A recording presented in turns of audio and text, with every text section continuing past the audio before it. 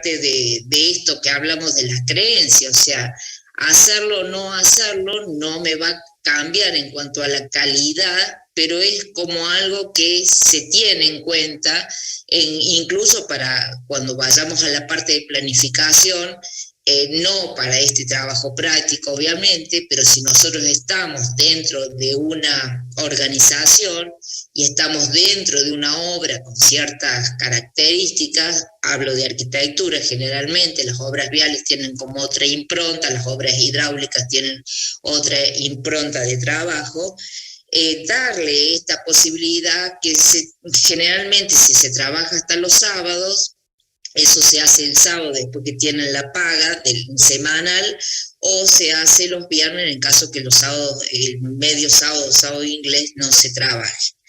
Entonces, eso hace a la cultura, a la ideología, como el refrigerio que tienen a partir de las 10 de la mañana o a las 9 de la mañana. Son cuestiones que uno lo tiene que tener en cuenta como parte de eso, o sea, disponer de un espacio, un lugar, no hace a los costos, pero hace a esta normalización de esta ideología. No tenemos mucho más que eso en la construcción, lamentablemente no tenemos, y además esto que hemos mencionado en otras oportunidades con respecto a que la gente es bastante golondrina, o sea, está un tiempo, permanece dentro de la empresa y se va.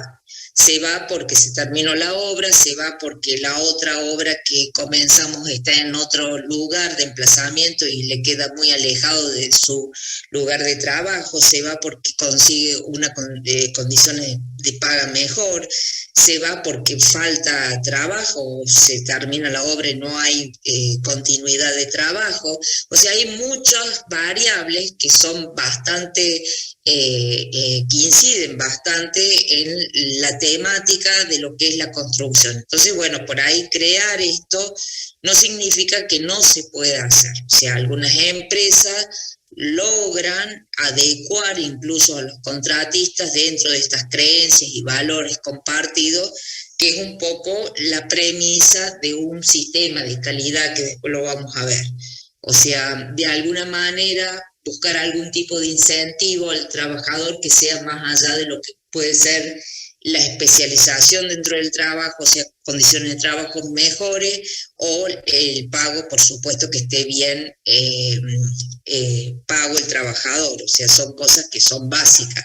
Al margen de eso, si queremos generar un staff de trabajo donde hay personas que sean permanentes dentro de la empresa, bueno, se busca un poco lograr esta normalización ideológica. A eso se refiere, que nosotros lo tenemos poco implementado por las características propias que tiene nuestra actividad. Con el tiempo debería irse trabajando en esto, al igual que en las otras industrias, para lograr estos incentivos, para lograr esas motivaciones. Bueno, para eso, lamentablemente, nosotros estamos en un escalón muy bajo de la construcción y, como les decía recién, no hay muchos incentivos, además de la paga y de conservar el puesto de trabajo. ¿Estamos hasta acá?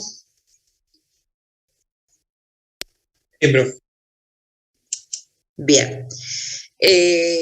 Dentro de esas estructuras, habíamos dicho, además, nosotros siempre tenemos, si lo podemos resumir a través de este gráfico, nosotros tenemos una parte que es la de dirección, o la parte más calificada, o que imparte todas las directivas, los distintos puestos o áreas de trabajo, un área intermedia que generalmente acá está relacionada más con la construcción, con la obra, una área de operación. Esto también está en el sistema de la industria de la construcción, y siempre tenemos estructuras intermedias de apoyo, que generalmente son consultorías, son empresas que los hacen algún tipo de prestación, rara vez tiene que ver con ese staff de apoyo que tienen otros tipos de instituciones o empresas, como puede ser cafetería, asesoría. Nosotros lo que podemos tener algún asesoramiento técnico, algo relacionado a los recursos humanos, algo que tenga que ver con la parte de capacitación más que de comunicación. O sea, no tenemos mucho staff de apoyo en el área de intermedia, pero sí podemos tener en algún tipo de obra. Generalmente cuando uno habla del staff de apoyo, piensa que se está refiriendo a lo que son los contadores y a los abogados, pero eso hace a la alta dirección y no a la dirección intermedia. Entonces hay que buscar acá a ver qué puede ser, lo que puede surgir en la parte organizativa para tenerlo en cuenta en el momento que nosotros estamos armando nuestra planificación en nuestra organización dentro de la obra. Bien.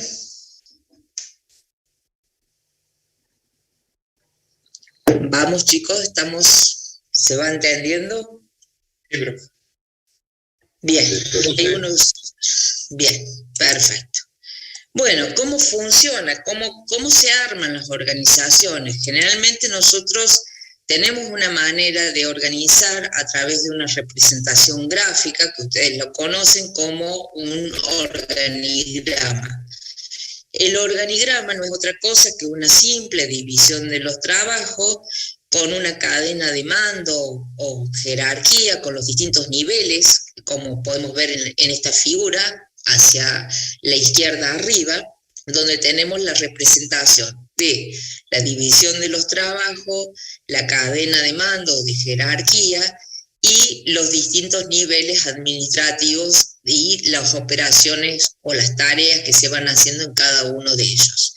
Este es un organigrama dentro de esa teoría inicial de organización de una estructura dentro de un sistema con una autoridad formal mediante un mecanismo de coordinación, que son estas flechas horizontales que me van vinculando los diferentes sectores y de quién dependen, bajo una supervisión directa.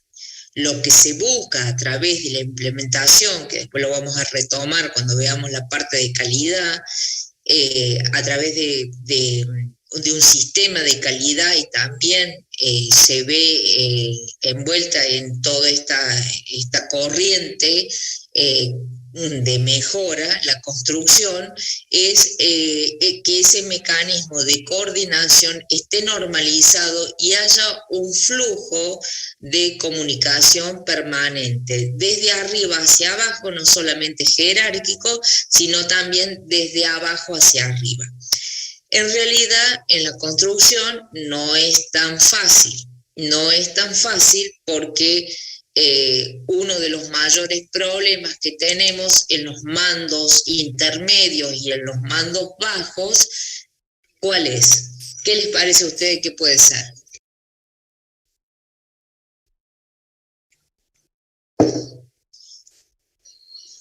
Por ahí no hacen, o sea, no siguen al pie de la letra lo que les dice el superior y ahí empiezan los problemas. Por ahí vamos.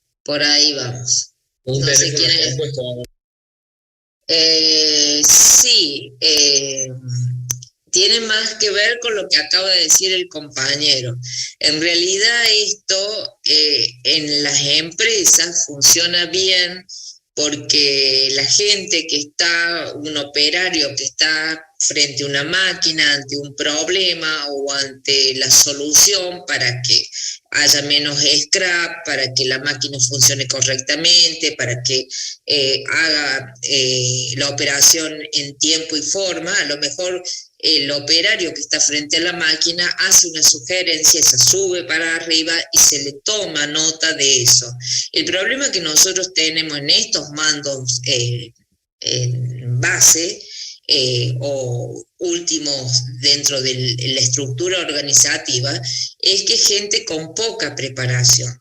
Entonces, si nosotros tenemos que hacer caso muchas veces, que esto lo hemos hablado un poco a la experiencia, pero no 100%.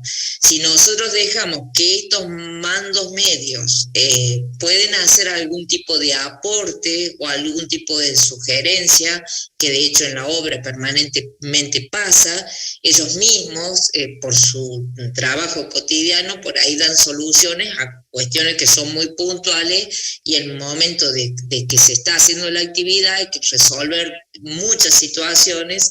Entonces ellos pueden dar una recomendación. Lo que sí tenemos que tener nosotros como premisa, que este flujo tiene que ser tomado, pero no para que sea como parte del apoyo o parte de la normalización, que nosotros tenemos que chequear esa información o eso que los llega. En esto, la industria de la construcción tiene muchos problemas porque no se puede hacer este flujo de información, primero por la falta de capacitación que tienen los puestos más bajos, segundo porque lo que dice recién el compañero, generalmente si nosotros les damos como una vía libre para que puedan desarrollar creativamente alguna actividad, hacen lo que quieren. Entonces, en esto hay que ser cuidadoso. ¿Hasta qué cosas yo puedo ser flexible sin descuidar ninguna de las normativas que vimos anteriormente? Entonces, eso es un poco lo que nosotros acá en la construcción, es como que esto todavía no llega a implementarse hasta los mandos inferiores, sí en los mandos intermedios y en los mandos superiores, pero todavía no podemos hacerlo porque no contamos con una industrialización dentro de la construcción que pueda dar un punto de partida para que eso sea un flujo desde arriba hacia abajo y desde abajo hacia arriba. ¿Se entiende esto? Sí, profe, perfecto, se entiende. Bien, continuamos. Bueno, vamos a ver qué es un organigrama funcional. Acá, por ejemplo, tenemos la primera figura, que es una empresa, digamos, ya de cierta jerarquía. ¿Por qué cierta jerarquía? Porque tenemos varios lugares dependientes o áreas de dependencia de un director, de una junta directiva, de un director ejecutivo, pero a su vez esas áreas tienen subáreas que son muy importantes y cada una de ellas tiene gente a cargo y puede ser mucha. Esta estructura, que como la vemos acá, generalmente corresponden a grandes empresas o corresponden a empresas del Estado. Por lo general las estructuras son mucho más acotadas. Ya vamos a ver un ejemplo donde tenemos prácticamente las mismas funciones, con la particularidad que las áreas son mucho más pequeñas, tienen una comunicación mucho más directa y no hay tantas áreas para repartir, digamos, distintas tareas. En esta, por ejemplo, tenemos el área de proyectos, donde generalmente está toda la ingeniería de proyectos, gerencia de proyectos, que a su vez tiene la parte de supervisión, o sea, la gente que va a estar directamente relacionada con la obra y con el proyecto de obra, la parte de coordinación, lo que van a verificar permanentemente que todo el proyecto y esa supervisión se esté haciendo adecuadamente. El supervisor civil, acá pone civil porque generalmente está a cargo de un ingeniero, o una persona idónea para hacer esa tarea. Puede haber topógrafos, puede haber encargados de seguridad. Luego tenemos la parte de compra, donde está la compra que tiene que ver directamente con la compra de los insumos o materiales directamente para las obras de construcción y todos los suministros adicionales que muchas veces esas obras a nosotros significan. Que ustedes ahora cuando están haciendo los costos indirectos de obra, bueno, hay un montón de gastos extra que alguien se tiene que hacer cargo para que no falten, para que estén en tiempo y forma y no se trabe la ejecución de la obra o los plazos se vayan alargando porque justamente faltan los insumos. Luego tenemos una zona generalmente que tiene que ver con la parte de ingeniería, donde podemos tener un ingeniero de calidad, en la parte de calidad, en la parte de diseño, en la parte de estimación de costo, que sería el que hace permanentemente los presupuestos y los ajustes, en la parte de planificación de la obra o de las obras, además pueden hacer cálculos estructurales o diferentes estructuras metálicas, estructuras de hormigón, lo que sea necesario. Generalmente también tenemos una dirección de recursos humanos. Fíjense que la parte, cuando veamos la parte de planificación, la parte de conseguir el contrato no es tan simple como uno puede creer, porque nosotros ahora para el trabajo práctico los basamos de unas revistitas o de una información que sacamos de internet, pero luego conseguir el personal, cuando trabajamos con personal propio o personal a destajo, permanentemente tenemos que salir a buscar gente porque los faltan, porque no vienen, porque se fueron, porque no me gustó cómo trabajaban y los tuve que echar, porque tuve problemas. Entonces, en ese caso, tiene que haber una persona, o lleva mucho tiempo, y cuando son obras importantes, bueno, mucho más. Entonces, hay todo tiene que ver con eso, no solamente con la selección del jefe de obra o el sobreestante, que puede ser como una función que la podemos ver dentro del recurso humano, sino que también la búsqueda de personal para las obras no es una tarea tan sencilla. Además, se tiene que encargar de ver que esa gente sea apta, que tenga los seguros, que tenga una serie de cuestiones que para cumplir, para que estar al día o en condiciones, para que no se me clausure la obra y tenga problemas con los distintos organismos de control.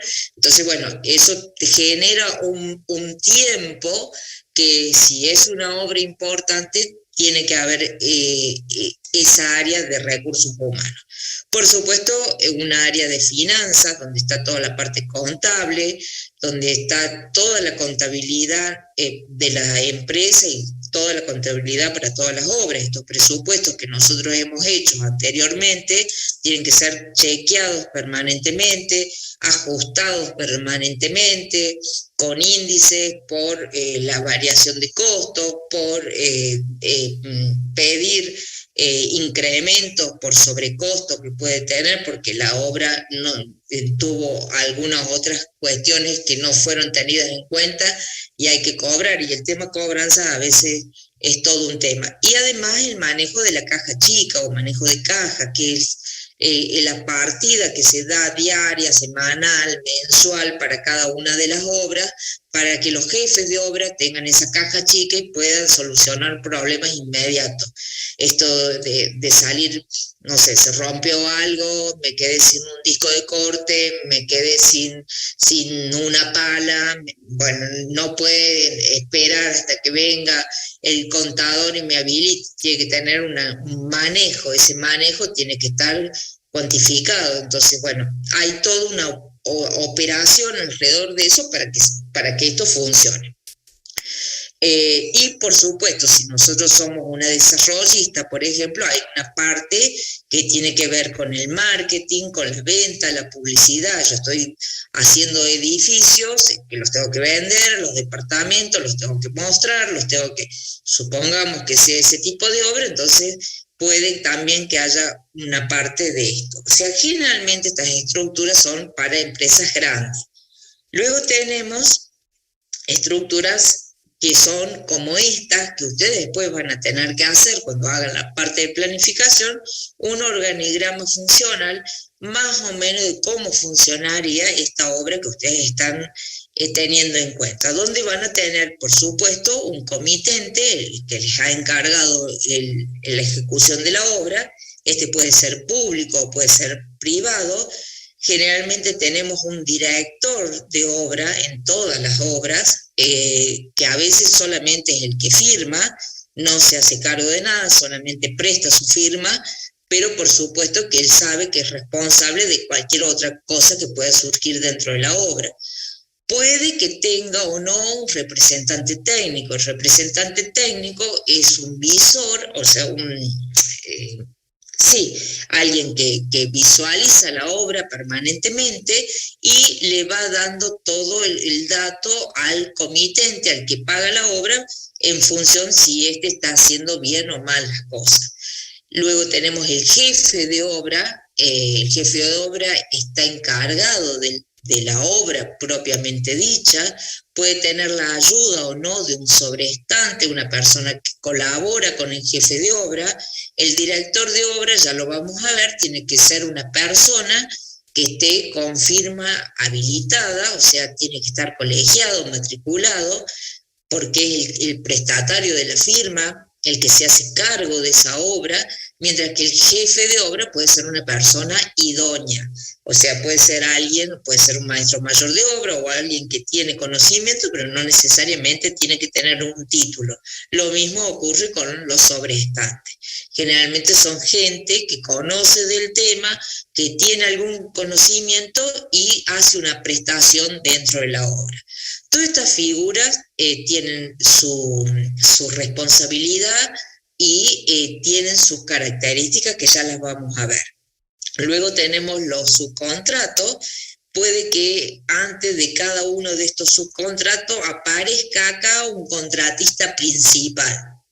Si hay un contratista principal, es decir, el que se lleva el mayor porcentaje de ejecución de la obra, ese va a ser el que le va a tener que a los otros subcontratos hacer la prestación de ayuda a los gremios.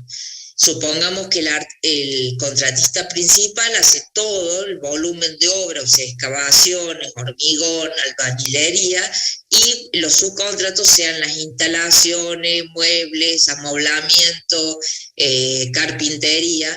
Bueno, entonces este va a tener que hacer la prestación de ayuda a los gremios a esos subcontratos. Y por supuesto, después de en cada subcontrato ahí, o cuadrillas, están los operarios, que serían el último eslabón de este organigrama funcional. ¿Está claro hasta acá? Sí, profe. Sí, profe. Sí, profe. Bien. Bueno, esto es un poquito... Profe, disculpe. Sí. En el caso de que se terciarice algo de la obra, ¿en qué parte, en qué rama estaría, disculpe? Por ejemplo. No sé si lo dijo. Por ejemplo. ¿Qué sería tercerizar? Por ejemplo, muro cortina de todo un edificio. Eso sería un subcontrato. Como las instalaciones, como la carpintería, generalmente los muebles de cocina es un subcontrato. O sea, hay un contratista que va a hacer la obra, en la mayor parte de la obra, que puede ser desde la excavación, la parte de hormigón y la parte de albañilería, pero hay cosas puntuales que no las va a hacer. Ascensores, puede ser una estructura metálica, puede ser un muro cortina, como lo que acabas de decir vos, puede ser la carpintería, obviamente, son tareas que no hace ese contratista. Entonces entrarían como subcontrato. Profe, ¿a eso se le llama terciarización o es otra cosa terciarización? Eso es otra cosa. Tercerizar es otra cosa que nosotros no lo tenemos tan así. Está dentro de la parte de contratación, cuando lo tenemos dentro de lo que es una contratación generalmente pública, pero es cuando vos les das la administración de alguna determinada actividad. Nosotros acá es ejecución de obra, estamos en la parte de ejecución de obra. Por ejemplo, volvamos. Esperen, que me estoy yendo para el otro lado. Lo tengo en blanco, entonces no las veo. En estos, supongamos, nosotros podemos tener tercerizada en esta parte, la parte de recursos humanos, la parte contable. La tengo, o sea, tengo una empresa que se dedica a la parte de llevar todos los ajustes y demás, que no la tengo dentro de la empresa, está tercerizada.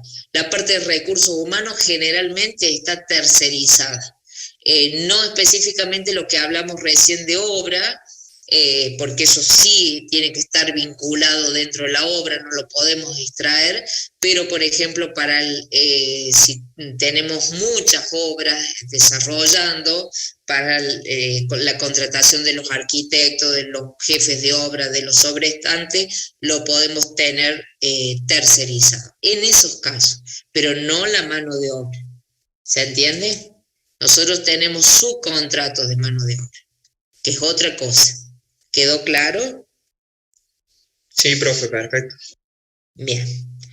Bueno, les decía, vamos a ver cada una de estas figuras y cuáles son un poco las responsabilidades. El director de obra, que lo habíamos visto recién, forma parte de la dirección facultativa. Dirige el desarrollo de la obra en los aspectos técnicos, estéticos, urbanísticos y de medio ambiente, de conformidad con el proyecto de edificación y las condiciones del contrato, con el objetivo de asegurar su adecuación al fin propuesto. Podrá dirigir las obras de los proyectos parciales,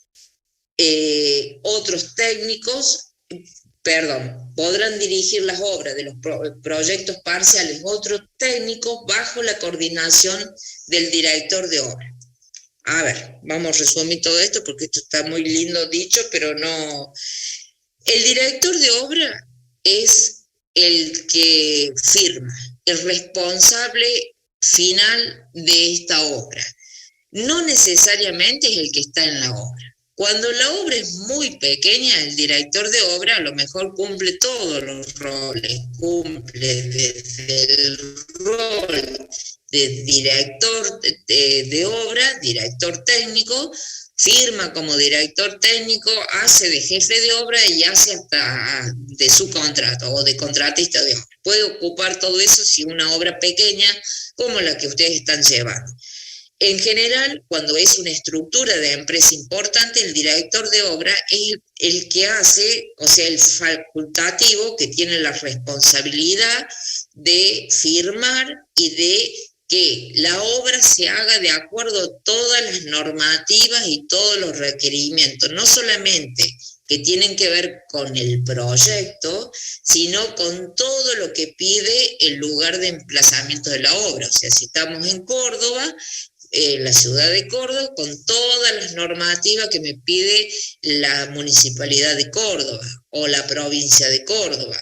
Esto es respetando todo las normas del Código de Edificación, de medio ambiente, todo lo que tenga que ver con el contrato en cuanto a tiempos, todo eso es la responsabilidad del director de obra. El que hace una prestación de firma, ¿puede que esté involucrado en la obra? Sí o no, dependerá del tipo de obra. Entonces, las responsabilidades del director de obra es, por supuesto, tener el título habilitante, es decir, estar colegiado, para poder hacer ejercicio en la profesión. O sea, nosotros, cualquier obra donde nosotros seamos el director técnico de la obra, sí o sí tenemos que estar colegiados para poder tener una firma habilitante. ¿Podemos hacer una obra, ser director? Sí, pero no va a figurar en ningún lado. Ahora, si yo me presento a una licitación, a lo mejor yo, Juan Pérez, voy a la licitación, gano la licitación, pero yo soy una persona que no tiene título, simplemente tengo la capacidad para ejecutar esa obra, la capacidad técnica, económica, todo lo que vimos anteriormente, contrato de obra. ¿Qué hago yo? Contrato una persona idónea para que me firme. ¿Eso qué significa para el director técnico? Que se tiene que involucrar con la obra y tiene que hacerse cargo de cumplimentar con todos estos requerimientos que estamos hablando. O sea, tiene que estar al tanto de la obra, tiene que estar al tanto del replanteo de la obra, tiene que estar al tanto de todos los problemas que pueden surgir en la obra y cabe sobre su responsabilidad. ¿Vamos bien hasta acá? Sí, profe. O sea, si el director de obra no está de acuerdo a algo, cómo se está procediendo o la forma de realizar, él puede decir que no quiere firmar o hasta que no se modifique, algo así. No, el director de obra, esto ya lo hemos comentado y ahora justamente vamos a hablar de eso, el director de obra, una vez que le entregan el proyecto, o sea, usted como director de obra tiene que ver de qué proyecto se trata, va a ir al terreno, se va a encargar de verificar el replanteo, de ver que estén correcta el lugar para hacer las cimentaciones correspondientes, la verificación, tiene que hacer la verificación de la estructura, ver, o sea, si tiene alguna duda o le preguntará al que hizo el cálculo de la estructura, que no necesariamente tiene que haber sido él. O sea, todo lo que involucre responsabilidad, él tiene que asegurarse. Si él está, una vez que firmó y se hizo cargo, que generalmente cuando usted va a una repartición o se hace cargo de una obra, primero se inicia el trámite. Cuando usted inicia el trámite para que le den la habilitación para realizar la obra, ya tiene que ir la firma del director de obra. Ya tiene que estar en el proyecto la firma para que se lo habiliten. Entonces, como usted tiene que firmar anticipadamente, ¿qué pasa si yo veo que después el dueño de la obra, el comitente, el que me puso a mí, no sigue el pliego, no sigue los planos, le saca armadura a las vigas, a las losas, para economizar, está haciendo otra cosa? Bueno, para eso existe lo que nosotros hemos comentado con Sebastián en otras oportunidades, el libro de obra, que es muy importante. Las obras públicas te obligan a utilizarlo, pero lamentablemente las obras privadas no. El libro de obra es una documentación que se inicia el primer día de obra, donde está el comitente, que lo tiene que firmar, el director técnico y el contratista. Va firmado a medida, se hace una vez por semana, una vez al día, dependiendo de qué tipo de obra estamos realizando, y se va firmando en forma conjunta los tres. Si yo estoy en desacuerdo con lo que se está haciendo, yo firmo y dejo asentado en el libro de obra que eso yo me opuse a la ejecución de tal manera o con tal materiales que no estaba de acuerdo con ese cambio que hubo del proyecto. Puede ser un cambio desde el diseño a hacer un cambio desde cálculo estructural. De pronto viene el comitente, consultó con el ingeniero estructural y le dijo, mira, se le saca un poco de hierro, no pasa nada. Y eso es lo que me ordena a mí. Pero a mí el proyecto original que me mostraron es otra cosa. Entonces yo dejo asentado en el libro de obra que no estoy conforme. Ahora, cuando las decisiones son demasiado importantes y puedo ver afectada mi actividad, yo puedo renunciar a esa dirección de obra haciendo todas estas indicaciones justamente en este documento que es el libro de obra. Entonces uno ahí deja sentado que renuncia por no estar de acuerdo con lo que se está realizando en la obra. porque el último responsable de todo es usted, el que firma, el director de obra. ¿Se entendió hasta acá? Sí, sí, profe. Muchas gracias. Nada. Bien. Bueno, entonces, nosotros si bien, ¿cuáles son los objetivos que tiene esa dirección de obra? Obviamente, asegurar que estén lo suficientemente los medios que pone el contratista para la ejecución del proyecto, de forma que se obtenga con la calidad que ese proyecto ha sido indicado, de acuerdo a ese contrato que se ha firmado. Asegurar esa calidad durante toda la ejecución, hacer el control de todos los materiales, el control de la ejecución, el control de la obra en su conjunto, tiene que ver también con todo lo que es supervisar la parte de seguridad, de higiene y seguridad durante toda la ejecución del proyecto, y esto lo vamos a ver cuando veamos la parte de higiene y seguridad.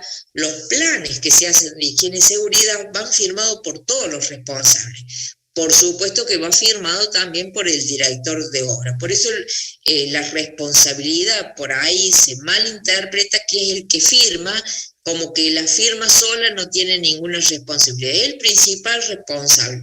Entonces nosotros, a la hora de tomar la responsabilidad de una dirección de obra, tenemos que tener el estudio completo del proyecto, de los cálculos estructurales, de instalaciones y de todo lo que puede haber en el desarrollo del proyecto, conocer exactamente los pliegos, o sea, tenemos que tener toda la información, ir al lugar de emplazamiento, verificar. No es necesario que yo lo haga, el replanteo, pero sí mínimo verificarlo. En la ciudad de Córdoba tenemos infinidad de casos de obras que ustedes habrán visto, bueno, ustedes son chicos, pero han pasado 30, 40 años que están en obra y nunca se avanzan edificios completos. Bueno, generalmente tienen que ver con temas de replanteos mal hechos, que han invadido la parcela colindante o que lo más común, sobre todo en lugares que están poco urbanizados. Por suerte ahora hay más control de eso y el mismo catastro provincial o municipal es como que también exige mayor documentación, pero en una época usted iba y tenía que a lo mejor tenía los datos con un boleto compraventa de una parcela y justo eran en una esquina, y tenés 4 esquinas. Si no tenés la orientación en la ubicación con la parcela ubicada el norte correspondiente y con todos los demás datos catastrales, podés cometer el error de construir en otra parcela en una de esas 4 esquinas. De hecho, de esos casos hay un montón en Córdoba. Hay uno ahí sobre la Javier Díaz que estuvo como 40 años, ahora lo retomaron, lo hicieron un tiempo, después se dejó. Eso va a juicio, eso no se termina más. Entonces, el replanteo es clave para el director técnico, es clave, fundamental. No lo puede dejar en manos de albañiles, no lo puede dejar en manos, o sea, es la base de todo lo que se va a hacer. O sea, por ejemplo, nosotros veíamos que muchos lo ponen mal puesto en costos directos de obra, y muchas veces yo se los hago llevar a costos indirectos.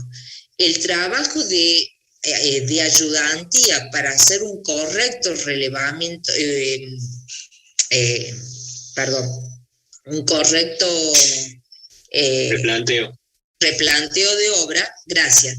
Para hacer un correcto replanteo de obra, sí, obviamente que tengo que llevar operarios para que me ayuden, pero el que tengo que supervisar los ángulos, las dimensiones, las distancias, los retiros, los ejes y demás, soy yo. O sea, soy el responsable de verificar ese replanteo, porque va a ser la base de la ejecución de la obra. Entonces, bueno, siempre es conveniente si lo van a poner la parte de ayudante como costos indirectos, porque ni siquiera debería entrar en lo que es el presupuesto de obra.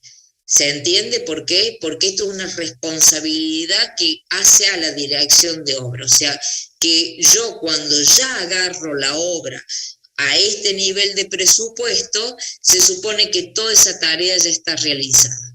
¿Se entiende por qué por ahí se los paso para acá? Les digo, no va ahí. Mal hecho, todos los años vemos con Sebastián un montón de presupuestos de obras donde lo primero que aparece es replanteo. Tal vez lo que quieren poner es la ayudantía de ese replanteo, pero el trabajo de replanteo de obra es fundamental y es una responsabilidad de la dirección de obra o el director técnico de la obra. ¿Estamos? Sí, profe. Bien. ¿Quedó más o menos claro? Sigamos. Bueno, la responsabilidad es un poco lo que acabamos de hablar y decir. Bueno, acá está, esto lo hemos visto un poco dentro de ese organigrama, está el licitante, que es el órgano de administración pública nacional, que hace llamado a licitación pública, luego está el adjudicatario, que es el proponente al que se le ha comunicado la adjudicación de la obra a su favor, hasta la firma del contrato. Esto lo vimos cuando vimos la parte de contratación de obra. El propietario, si no es una obra pública, tenemos un comitente o un propietario que es el titular del derecho. Puede que el mismo propietario lo haga a través de una licitación pública o privada, que generalmente que es el titular del derecho de la propiedad del inmueble. Digamos, son las diferentes figuras. Sigamos. Acá, antes de entrar, me gustaría hablar, no lo tengo, acá no lo he puesto. Antes de entrar a los contratistas tenemos el jefe de obra. ¿Cuál es la función? En el apunte lo tienen, así que después lo vamos a comentar acá brevemente, después ustedes lo van a poder leer con tranquilidad, está en el apunte. Luego del director técnico, entonces nosotros tenemos el propietario o el comitente, el director técnico. Habíamos visto, volvamos un poco a la gráfica, les voy a... Si me disculpan porque lo debería ir. Comitente, público-privado, si es un adjudicatario, hablamos del director de obra, el representante técnico.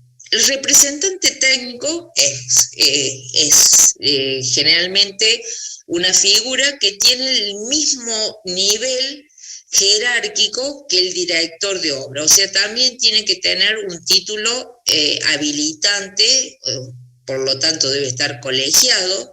El representante técnico depende del comitente o depende del órgano que ha sacado la licitación, en el caso de ser una licitación pública, donde va a ser un control del director de obra y donde va a llevar, puede ser soluciones que pide el director de obra, porque a veces quedamos en la mitad de camino, estamos en el proyecto, estamos en la ejecución del proyecto, ¿y qué pasa? Hay que hacer cambios porque hay que cambiar de materiales porque no se consiguen, hay que resolver porque los vimos que teníamos, donde íbamos a hacer las fundaciones, tenemos alguna dificultad con el terreno o con lo que hay en ese sector para hacer la fundación. Hay que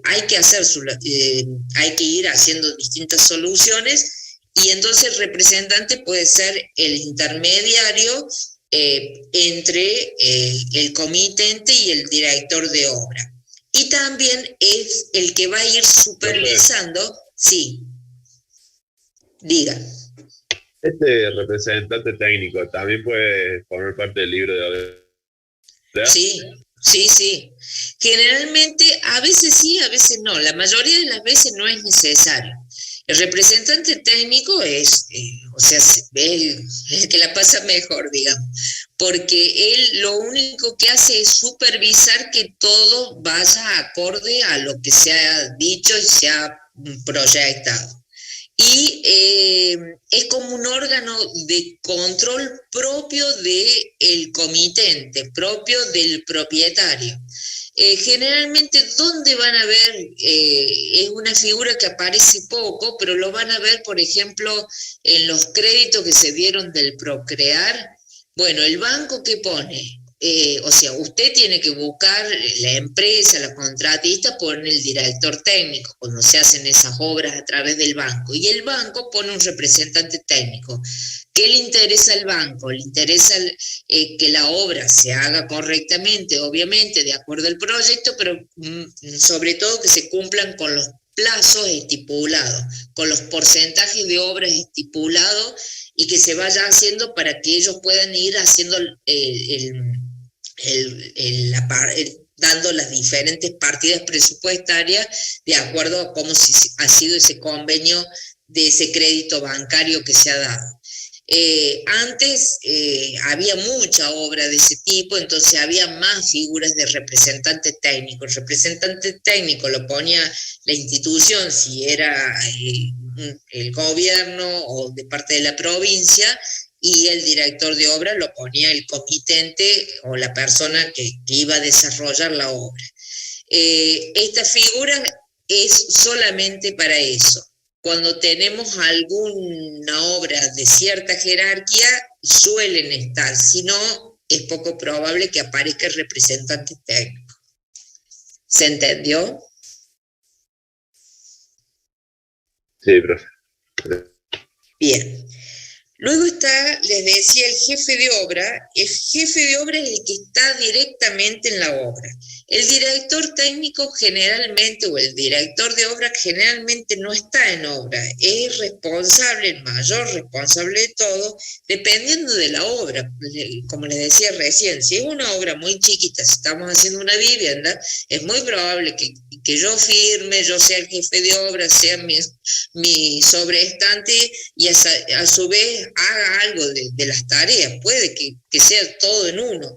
Pero ya en una obra de cierta jerarquía, el jefe de obra es el que está en la obra. ¿Qué está haciendo en la obra? Está controlando los subcontratos, está controlando al contratista principal, está controlando que las operaciones de cada una de las tareas se hagan correctamente, está viendo la planificación en cuanto a tiempos, que no se atrasen los operarios o las cuadrillas para hacer determinada tarea, está haciendo todo el tema de control de materiales, control de equipos y control de mano de obra. ¿Qué hace el sobreestante? Puede tener el sobreestante es una ayuda que tiene el jefe de obra. El director técnico puede tener varias obras, pero el jefe de obra es jefe de esa obra, es una sola obra. Por ahí hay empresas que comparten el jefe de obra. No es lo mejor. Lo ideal es tener un jefe por obra, sobre todo si es una obra importante. Si son obras chicas, bueno, puede ser. Pero lo ideal es tener un jefe de obra por obra. Si esa obra es de cierta importancia, es casi necesario que haya un sobreestante. ¿Qué va a hacer el sobreestante? Va a ser un apoyo a toda la tarea que tiene el jefe de obra, que no es menor, como compras con caja chica, como mantener todos los remitos que después se van a llevar a la empresa, o sea, ir encarpetando, ir haciendo la compra, el pedido. Si la compra se hace directamente desde la oficina central, yo lo tengo que pedir en tiempo y en forma para ir haciendo el acopio necesario al jefe de compra. Si las compras se hacen directamente desde obra a través de una caja chica que se da o con una partida presupuestaria que puede ser semanal, quincenal, mensual, bueno, el sobreestante lo que tiene que ir haciendo esas compras para que no falte el material, se tiene que fijar que el subcontrato, las cuadrillas estén, que vengan en tiempo y en forma, irlos llamando a medida que se van necesitando para la ejecución de las tareas. O sea, hay toda una labor desde la asistencia que hay que tomar a esas personas, el control de los materiales, el control de las herramientas, el pedido del alquiler de las herramientas que no son propias, como los contenedores, como andamios, como puntales que podemos necesitar y necesitamos alquilar. Entonces, hay como mucha tarea que descomprime la actividad del jefe de obra, pero tanto el jefe de obra como el sobrestante no necesariamente tienen que tener título habilitante. Tienen que tener sí conocimiento de obra, tienen que tener conocimiento de las tareas, tienen que ser idóneo en lo que hacen, pero no necesariamente tienen que tener un título habilitante. ¿Estamos hasta acá? Sí, profe. Sí, profe. Bien, en cuanto a las cuadrillas, que ya esto lo hemos mencionado, mal llamado cuadrillas porque estaban anteriormente las 4 figuras, o sea, oficial, medio oficial y 2 ayudantes. En la actualidad esas cuadrillas pueden ser de 2, con un oficial y un ayudante, pueden ser de 3, con un oficial y 2 ayudantes, o un oficial especializado y un ayudante. ¿Qué tienen que hacer en su contrato? Bueno, debajo de ello está el supervisar que los operarios, esos ayudantes, esos oficiales, hagan la tarea como corresponda, o sea, que hagan la tarea de acuerdo a lo que se les ha indicado. A su vez, ellos tienen el control del jefe de obra, que a su vez tiene el control del director de obra, o sea que digamos que el contratista, por encima del contratista, puede también darle una directiva el director de obra directamente, no así el comitente, habiendo un director de obra, o el jefe de obra. ¿Se entiende esto?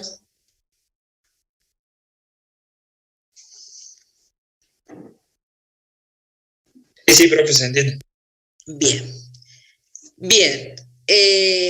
Esto sería un poco cómo está organizada las diferentes actividades que nosotros tenemos dentro de la construcción, las diferentes figuras, no son demasiadas, pero bueno, todas tienen un rol importante, sobre todo lo que son las figuras del director técnico y el jefe de obra, las responsabilidades, ahí lo tienen en el apunte, y las actividades que realiza cada uno, lo mismo que el contratista principal, que generalmente se lleva el grueso de la obra, digamos entre un 60 y un 70% de la ejecución de las diferentes tareas, y los contratistas secundarios o complementarios, que son aquellos que van a hacer una tarea específica, pero no tienen toda la ejecución, en la mayor parte de la ejecución de las tareas. A veces hay un contratista único, principal, y otras veces no. O sea, yo la parte de excavación se la doy a un contratista, la parte de ejecución del hormigón se la doy a otro contratista que se especializa en hormigón, la parte de albañilería a otro contratista. Entonces no hay ahí un contratista principal. Ahí directamente tenemos, como veíamos recién, los distintos subcontratos. No siempre hay un contratista principal. Esto hay que tenerlo en cuenta para tener en cuenta justamente ese porcentaje que empecé a hablar de la ayuda a los gremios. ¿Cómo vamos a hacer el contrato? Hay que imaginarse un poco la obra cuando uno está elaborando un presupuesto, como es una estimación previa. Yo tengo que ir viendo cómo voy a hacer esos diferentes subcontratos y cómo creo que se va a hacer. En ese caso se pregunta al que va a llevar a cabo la ejecución de esa obra cómo cree que van a hacer los contratos o cómo se acostumbra dentro de la empresa a hacer la contratación de los distintos rubros, para yo tener mayor certeza en cuanto a lo que es la ayuda a los gremios. Bien, si nos empezamos a sacar valores que no corresponden.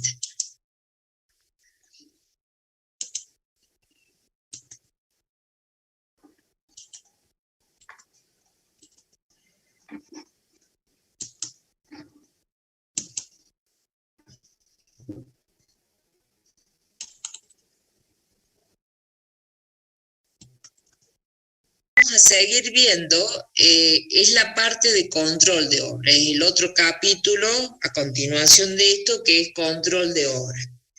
Bueno, el control de obra es algo de lo que hemos venido hablando desde inicio de clase y siempre hablamos del control de obra y no sabemos bien qué vamos a controlar, deberíamos saber qué estamos por controlar. ¿Para qué se hace el control de obra? Básicamente lo que nosotros queremos hacer con el control de obra es evitar mayores problemas. Problemas que surgen, problemas que son muy comunes, que surgen a partir de la ejecución de la obra. ¿Cuáles son esos problemas más comunes? Bueno, las actividades están con exceso de costos respecto a la planificación. Es muy común que lo pase eso, sí. ¿Esto está en el apunte? Porque no lo encuentro. Sí, como control de obra. Tal vez no esté exactamente en el orden que yo lo estoy dando, pero está. Bien, disculpe. Bien. Les decía, uno de los problemas más comunes que generalmente, ¿por qué se hace el control? Tiene que ver con los costos. No es el único problema que tenemos que los lleva a controlar la obra, pero sí el control de costos, porque eso incide directamente en lo que uno ha planificado y bueno, y el exceso de costo hace que yo tenga una pérdida del beneficio, este beneficio que hablábamos en las clases anteriores. El otro problema más común también es que no tenemos las actividades con las fechas programadas. Esto los trae desde sanciones que tenemos que pagar, que significa un costo, al inconveniente del atraso de la obra o de que se hagan tareas a destiempo de lo que fue programado y por eso y puede ocasionar un sinnúmero de problemas. Supongamos, si yo no terminé de encofrar, pero ya tengo, porque ustedes para cuando van a hacer, la mayoría de ustedes ha puesto hormigón elaborado, pero ustedes ya tienen una fecha para que les van a llevar el hormigón elaborado. Entonces, si ustedes se atrasan, ahora hay poca obra, pero en épocas de mucha obra, o si, por ejemplo, tenían el oficial herrero que iba a hacer todo el armado de las armaduras y demás, y no tienen el hierro, y bueno, esa gente se va a trabajar a otro lado, y a lo mejor después los que tienen que estar esperando son ustedes, con lo que conllevan a pérdidas significativas. Entonces, muy importante siempre estar haciendo un control de la obra. Obviamente que si nosotros los retrasamos en el tiempo, no vamos a cumplir con los plazos establecidos y por lo tanto vamos a tener sanciones económicas que pueden ser de un porcentaje mínimo, dependiendo del tipo de obra, hasta un porcentaje que puede ser muy significativo y que los lleve el beneficio que nosotros habíamos calculado. Bueno, también es importante porque los permite llevar un flujo de caja mensual para ver que después no haya un desfasaje de esos flujos de caja, tener mayor control, no solamente de lo que es la ejecución, sino también la parte de los materiales, el consumo de los materiales que están sacando ustedes ahora con aporte, para yo hacer las previsiones necesarias y además para ver que lo que estoy gastando sea lo real, de acuerdo a mi cálculo, al cálculo que yo hice.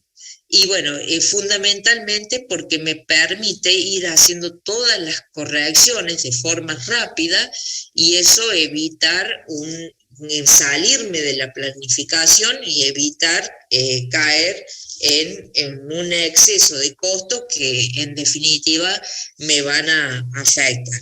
Eso es lo que se busca con el tema de control de obra. ¿Qué vamos a controlar? Básicamente vamos a hacer un control general de la obra que tiene que ver con el control de materiales, con el control de la mano de obra, con el control de los plazos y programación y con el control de los costos. O sea, el control general tiene que ver con todo esto y a su vez, o sea, es como un círculo. El control de la obra me lleva a control de materiales, el control de materiales me lleva a controlar la mano de obra los plazos, los costos y permanentemente yo estoy controlando todo y estoy haciendo los ajustes necesarios. Profe, Sí. el control de obra no necesariamente lo hace solo el jefe de obra, ¿no? O sea, el tema de control de costo lo haría la parte contable, ¿así? Claro, no. A ver, yo como director de obra o también jefe de obra, tengo que ir haciendo ese control de plazos y eso lo voy a llevar al superior, que puede ser al área comercial o al área ejecutiva, dependiendo dónde esté haciendo, dónde tenga el problema que se me ha presentado. Si es un problema netamente financiero, de costos, yo me excedí en el presupuesto, puede que sea directamente al área general o directiva que yo tenga que recurrir y dar mis explicaciones porque me salí del presupuesto. Puede ser que sea por necesario en el área de compra, no conseguir el material necesario para la ejecución, conseguí otro que es más caro y bueno, tengo que ir a justificar eso. En realidad están todos comprometidos, o sea, cuando pasa algo, todos tienen que dar algún tipo de respuesta. Eso hay que tener algún sistema de implementación de esos controles, si no es difícil después saber quién es el responsable o quién no hizo. Pero digamos que dependiendo, es como que el control general depende más del director técnico y del jefe de obra, el control de materiales del jefe de obra sobre estante, porque está más en la obra, el control de mano de obra del jefe de obra sobre estante, el control de costos ya de la gerencia y del director técnico, y así sucesivamente, la planificación también y demás, porque ya son más de la parte directiva, de lo que llevan el proyecto. ¿Se va entendiendo? Claro, de cada área. Claro. Sí, sí, pero hay algunas que son como más afines y donde tienen más control unos que otros, pero el director siempre está, por eso es compleja la figura del director técnico. Así también lo que tiene que ganar, ¿no? No es